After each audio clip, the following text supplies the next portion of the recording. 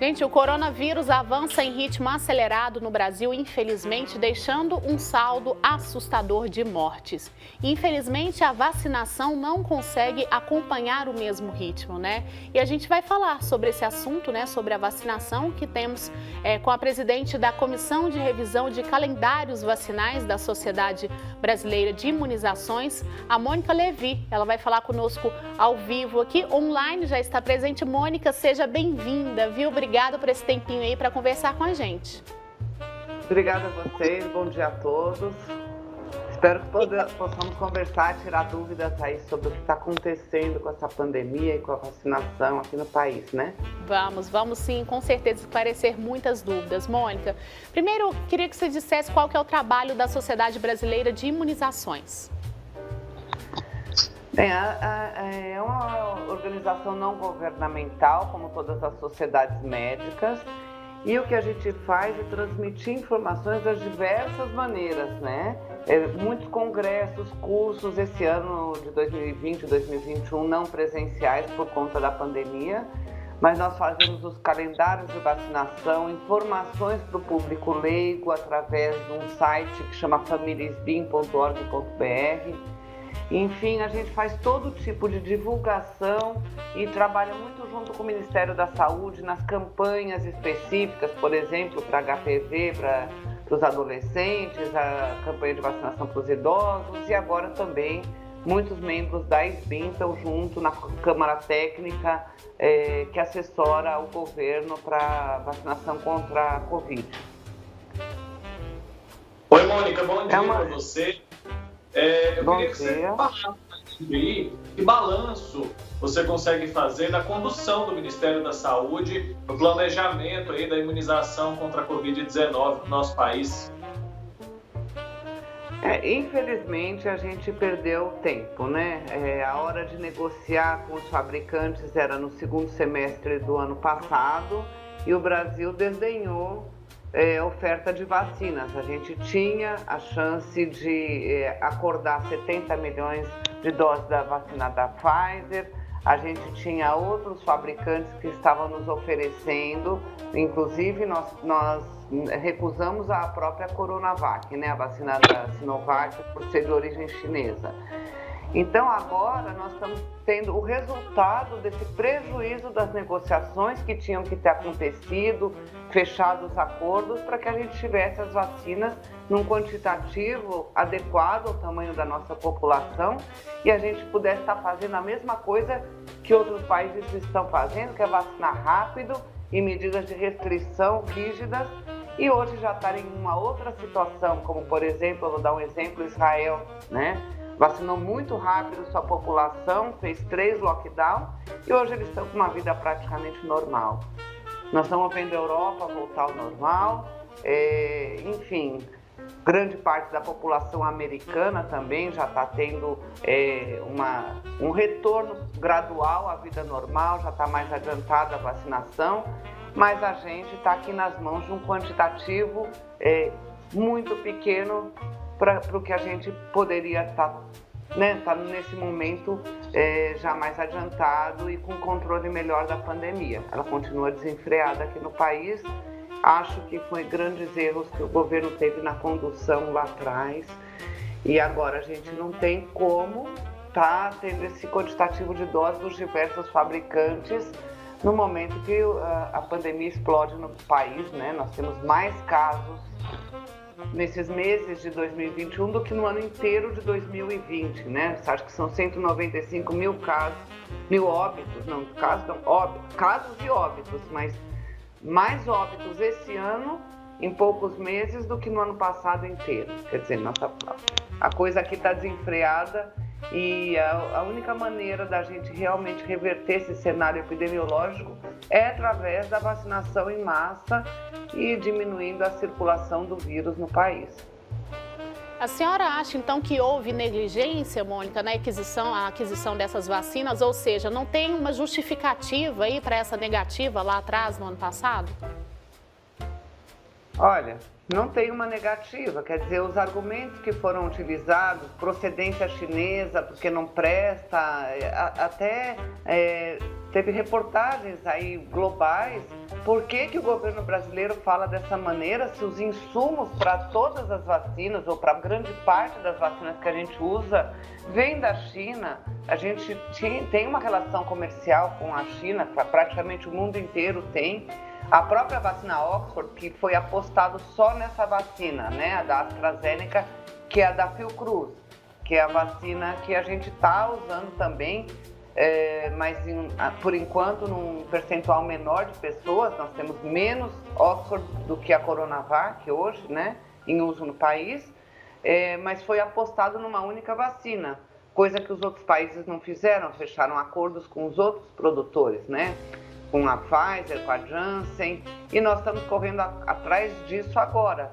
Só que esses produtores, eles estão agora com acordos fechados prioritários com os países que fecharam, né? Então, eles já estão tendo dificuldade de entregar o volume de doses que eles têm que entregar para os países que fecharam acordo, pagaram suas vacinas, e o Brasil não é prioridade nesse sentido, porque está fazendo esses acordos agora, né? Nós vamos receber, era para ser esse mês ainda, 1.350.000 doses da Pfizer pela primeira vez. É a próxima vacina que a gente vai ter aqui para somar com a Coronavac e com a vacina Oxford. Mas já vai ficar para maio, né? Está previsto agora para a primeira quinzena de maio. E a gente poderia estar com 70 milhões dessa vacina hoje disponíveis, sendo utilizadas no país, se tivesse lá atrás, quando foi oferecido, fechado esse acordo. Eu acho que tiveram muitos erros, sim, de entendimento, teve negação da pandemia, da própria doença, aposta em medicamentos que a ciência não corroborava. Foram muitos erros seguidos e que justificam a gente estar nessa situação, né, num dos piores países do mundo em relação à pandemia. Mônica, nesse ritmo que nós estamos aí, a conta gotas, você acredita que a gente vai conseguir vacinar toda a população quando? Com certeza esse ano a gente não vacina todo o país. Isso não tem a menor dúvida, né?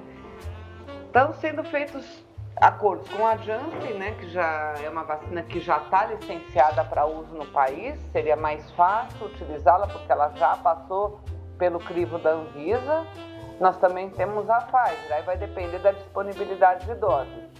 Duas vacinas que não tiveram ainda aprovação da Anvisa é a Sputnik e a vacina de origem indiana, da Bharat Biotech, né, a Covaxin. Então, essas vacinas a gente teria agora disponível 30 milhões a mais de doses se tivesse já aprovadas, mas como não estão, a gente não pode contar com isso. Vai depender realmente da entrega de documentação, do certificado de boas práticas, tudo aquilo que a Anvisa exige para poder aprovar uma vacina ou para uso emergencial ou para uso definitivo. Me parece que o Butantan e a Fiocruz vão conseguir ter uma entrega de um quantitativo de doses mais regular a partir do segundo semestre, porque está tendo uma transferência tecnológica dos insumos. O Brasil está aprendendo a fazer também os insumos, e não só o que está acontecendo no momento, que é o invase, rotulação, controle de qualidade, que é isso que os laboratórios estão fazendo. A vacina está chegando pronta. No segundo semestre, a gente vai ter uma produção inteiramente nacional dessas vacinas. Isso possibilita acelerar o processo. Eu acredito que talvez até o fim do primeiro semestre de 2022 a gente consiga vacinar a nossa população. Mas essas variáveis realmente acontecem, né? No momento, atraso da vinda das IFAs, que são os insumos para a fabricação da vacina. Então, esses cronogramas que não podem ser ajustados e feitos assim, um planejamento real de quem vai ser vacinado, quantas doses a gente vai ter a cada mês e a distribuição para os estados. Tem muitas coisas que são variáveis que estão acontecendo nessa campanha. São vacinas com intervalos de doses diferentes, vacinas com conservação. A Pfizer agora a gente vai ter o desafio de guardar, né, de armazenar em temperaturas negativas. Vai ser uma vacina que não pode ser usada em todos os lugares, que não tenham refrigeradores e que não tenham como lidar com a perda da energia elétrica, são vacinas muito sensíveis, né? Então tem que ter gerador, tem que ter freezer de congelamento. Então realmente é um desafio, a campanha mais difícil que já aconteceu no Brasil, está acontecendo no Brasil, né? Pior pandemia e a campanha mais desafiadora para o país. Com certeza, Mônica. E como que você vê a organização dessas vacinas, dessa vacinação que já está acontecendo, né? Ou seja, as vacinas que já foram, né, disponibilizadas, que estão sendo disponibilizadas agora, elas estão com uma distribuição adequada? A gente vê até a questão de pessoas migrando de um município para outro em busca dessa vacina, né, desesperadamente. Como é que você vê essa organização que está acontecendo agora? Olha, quando chega no país esse quantitativo de doses, ele vai sendo distribuído pela central que é em Guarulhos, perto do aeroporto aqui de Guarulhos, e aí de lá ela vai para as regionais dos estados, e os estados que se responsabilizam para mandar para os municípios e os municípios para as UBS. Então, a gente tem mais de 38 mil salas de vacina no país. Então, cada município é responsável para colocar um número de doses adequado em todas as salas de vacina do seu município. Assim que é a rede de distribuição. O que acontece? Está tendo muito erro, realmente está muita desorganização. A gente vê aqui o número de pessoas, está hoje computado em 16 mil que tomaram uma dose de uma vacina e a segunda dose foi aplicada contra a vacina. Municípios que guardaram a segunda dose para não perder o prazo de 28 dias da Coronavac. O Ministério se prontificou, ele vai dando pautas, né, que ele vai orientando as diretrizes. Então, no começo, quando entregava as vacinas para os estados e para os municípios, ele colocava para Oxford, como ela tem 12 semanas de intervalo entre as duas doses, aplicar todas as vacinas naquele grupo-alvo. Por exemplo, na época, pessoas com mais de 90 anos e profissionais da saúde com mais de 60. Mas para a Coronavac, ele orientava de que se guardasse a segunda dose porque as entregas estavam sendo muito irregulares e tinha que ser aplicado até o prazo máximo de 28 dias. A partir de um certo momento, o Ministério quis acelerar a vacinação e, como estava mais confiante de que o Butantan iria estar entregando a Coronavac com uma velocidade maior, como já entregou mais de 40 milhões de doses para o governo federal, para o Ministério da Saúde, foi orientado que não se guardasse mais a segunda dose da Coronavac, porque o Ministério da Saúde se responsabilizaria por essa segunda dose. O que acontece é que houve atraso na chegada das IFAs e a gente sabe que agora muitos municípios estão sem a segunda dose, já tem pessoas que estão no prazo de 28 dias e que não têm vacina. Então, realmente, alguns locais não seguiram diretrizes do Ministério da Saúde e guardaram, outros não guardaram e agora estão migrando para outros municípios onde não está em falta essa segunda dose. Então está muito bagunçado. É uma campanha com vacinas diferentes, com prazos diferentes. Acho que vai ser mais confuso ainda quando chegar a vacina da Pfizer, que também é 21 dias de intervalo entre as doses, não é nem 28 e nem 12 semanas. Então vai ser mais uma vacina diferente para ser utilizada. É diferente de uma campanha da gripe, onde o Brasil vacina 79 milhões em basicamente 3 meses. E tem experiência, e é rápido, e é fácil, mas é uma vacina só, e é uma população-alvo bem definida, e não que vai caminhando, as doses estão lá. Então é mais fácil, é só questão de uma organização daquele público-alvo que já está bem definido, e que as vacinas estão abastecidas, né? Os postos todos estão abastecidos, não há necessidade de ficar interrompendo campanha, ou postergando grupos e continua. Alguns municípios, inclusive, interromperam a vacinação até a chegada de novos lotes. Essa falha na comunicação que o governo tem, né, há muito tempo, isso é muito prejudicial, especialmente num momento como o que estamos vivendo, né, de pandemia. E no caso dessas pessoas aí que tomaram a primeira dose de uma vacina, a segunda dose de outra vacina, às vezes ali por falta de orientação, uma confusão ali na hora da aplicação, o que vai acontecer com essas pessoas? Já se sabe alguma coisa sobre isso? Olha, a posição do Ministério é de que elas não são consideradas protegidas, porque não se sabe da intercambiabilidade, não tem estudo ainda que mostre um benefício ou um prejuízo nessa intercambiabilidade de doses. Nós não conhecemos, mas já são mais de 16 mil pessoas aqui do Brasil registradas nessa situação. Certamente a gente tem que aproveitar esse erro para estudar, né? Ver como se elas adoecem, se elas não adoecem, se elas adoecem de uma forma leve, estudar realmente para a gente ter dados para dizer qual é a melhor conduta. Fazer mais uma dose de alguma das vacinas, porque não funcionou bem dessa maneira, ou foi até melhor o grau de proteção, isso é uma incógnita. A gente não tem esse dado. Tem estudos fazendo, vários países estão fazendo estudos de intercambiabilidade com plataformas diferentes ou com vacinas diferentes da mesma plataforma.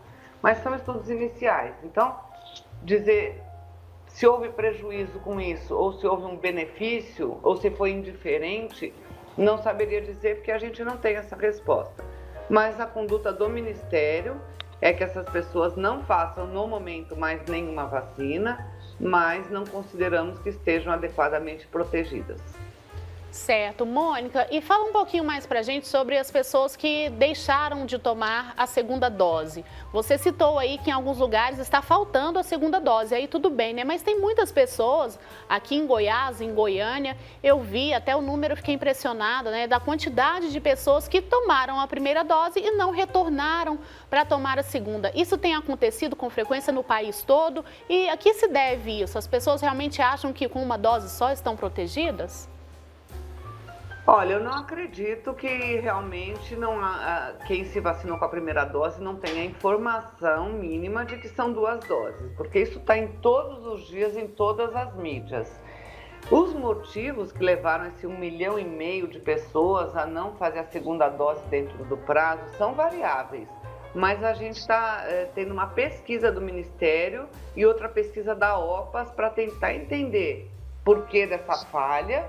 E a gente está podendo corrigir. Eu digo, o Ministério da Saúde, a campanha precisa ir atrás e entender o que aconteceu com esse número gigantesco de pessoas sem a segunda dose.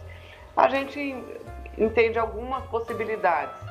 Idosos cujos filhos que dependiam de transporte para fazer o drive-thru ou para ser levados no posto de vacinação, pode ter falhado nesse sentido. Fake news. Pessoas que podem eventualmente ter adoecido, se você toma uma dose e adoece, a segunda dose deve ser feita, mas a partir de 30 dias depois do início dos sintomas. Como a gente sabe que a primeira dose não é ainda totalmente protetora, nem as 2 doses são totalmente protetoras contra a infecção, contra qualquer tipo de manifestação. Elas são muito efetivas em proteger contra formas graves e contra o óbito. Isso a gente viu, estamos vendo aí no mundo inteiro, todas as vacinas que já foram licenciadas, muito eficientes em proteger contra casos graves e morte. Mas contra qualquer manifestação da Covid, não existe nenhuma vacina que dá 100% de proteção. Então, se uma pessoa entre a primeira e a segunda adoeceu, ela realmente foi orientada a postergar a segunda dose, porque durante a Covid, a infecção aguda, você não deve vacinar mesmo. Então, são várias situações que podem ter colaborado para isso, inclusive mitos, como o uso de álcool, né?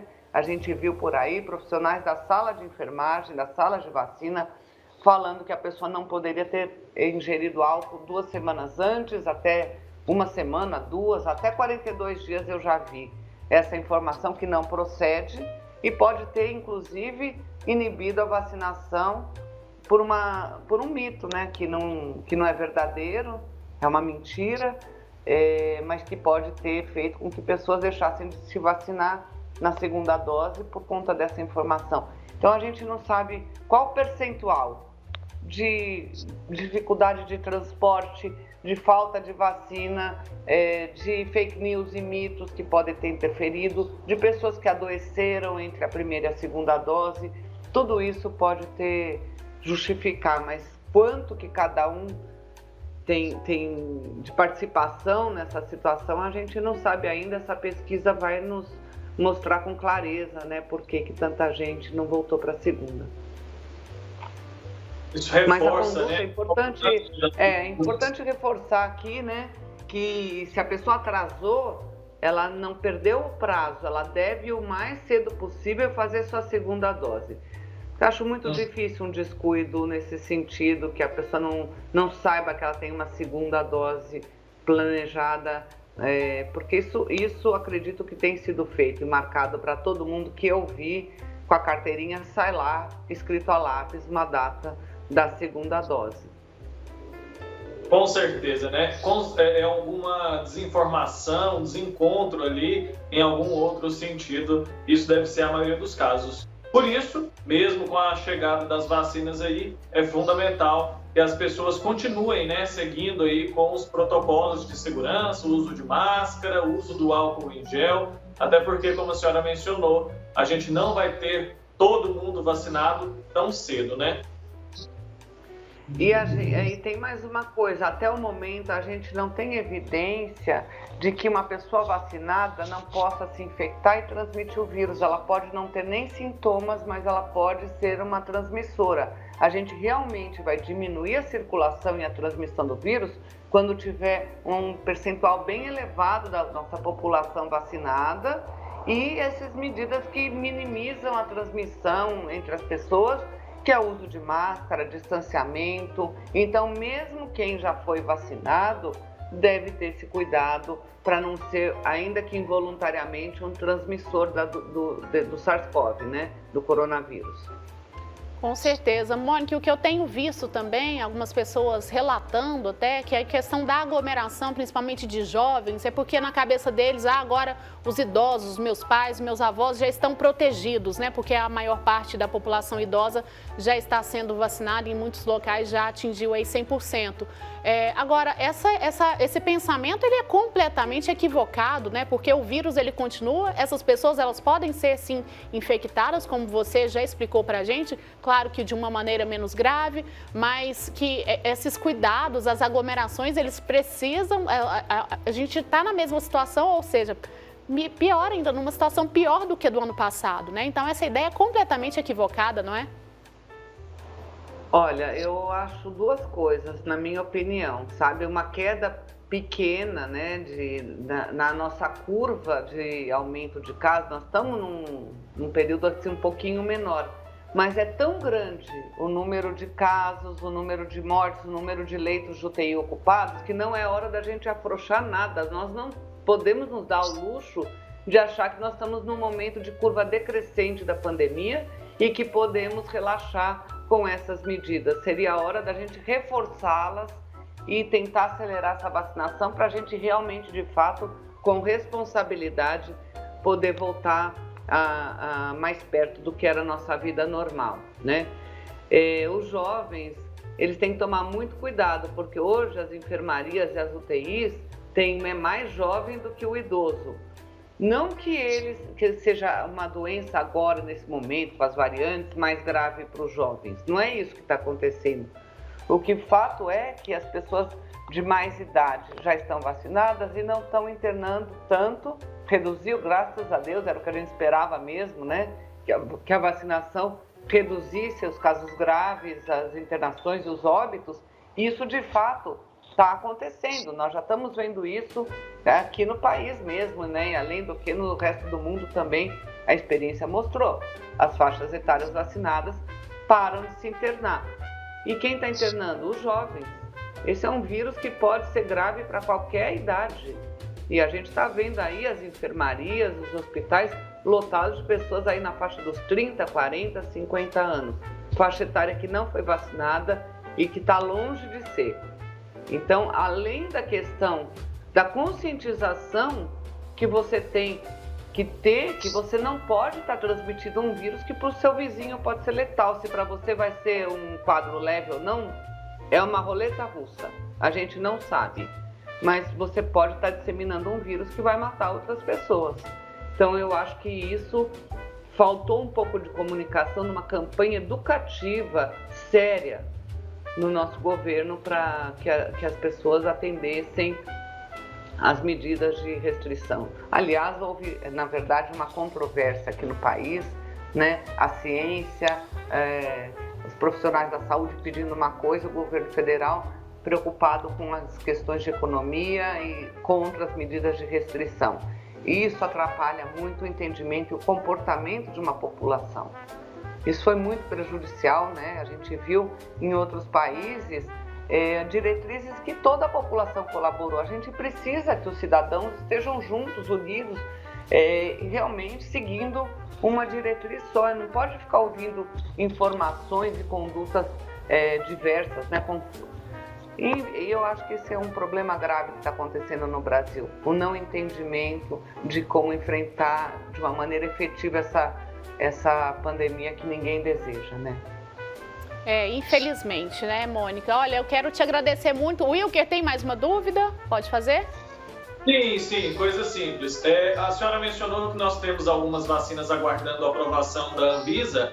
O fato dessas vacinas já estarem sendo aplicadas em outros países agiliza esse processo aqui no Brasil ou não tem nada a ver? Olha, não deveria. A Anvisa, ela já afrouxou seus critérios de aprovação, entendendo a questão de uma situação de emergência numa pandemia. Mas aqueles requisitos mínimos que ela exige, ela não vai abrir mão. Eu, particularmente, acho ótimo, porque é uma segurança para nós. Eu não gostaria de fazer uma vacina que a Anvisa foi lá e não aprovou as boas práticas, que ela não tenha todos os documentos para análise, como teve para a Coronavac, como teve para a vacina Oxford, como a Pfizer apresentou. Eu não me sentiria segura e não gostaria que alguém vacinasse uma vacina que a gente tem dúvidas e não tem ainda os critérios mínimos para que a nossa agência regulatória aprove. Então, assim, a vacina Sputnik começou a ser aplicada na Rússia de uma hora para outra. Acho que, assim, não é político que dá notícia de dizer que a vacina é boa, segura, eficaz. Eu acho que quem tem que aprovar são realmente os órgãos regulatórios e que existem critérios para isso. Então, eu não acho que tem que ter pressão em cima da Anvisa. Se ela está exigindo mais documentos para análise e adequação das práticas para que a gente tenha certeza da segurança dessas vacinas, eu acho que a gente tem que agradecer que nós temos um órgão sério que regulamenta a aprovação de vacinas e de medicamentos no país. E eu acho que sim, tem que manter os critérios mínimos que a Anvisa está exigindo. Com certeza, Mônica, a gente só pede por uma agilidade, é claro, né, porque a situação é muito grave. Eu quero te agradecer muito, viu? Esclareceu demais, muitas dúvidas aqui pra gente. Muito obrigada pelo seu tempo, Mônica Levi, obrigada. Imagina, foi um prazer estar aqui com vocês, obrigada pelo convite. Tá ótimo, um abraço para você, até uma próxima oportunidade.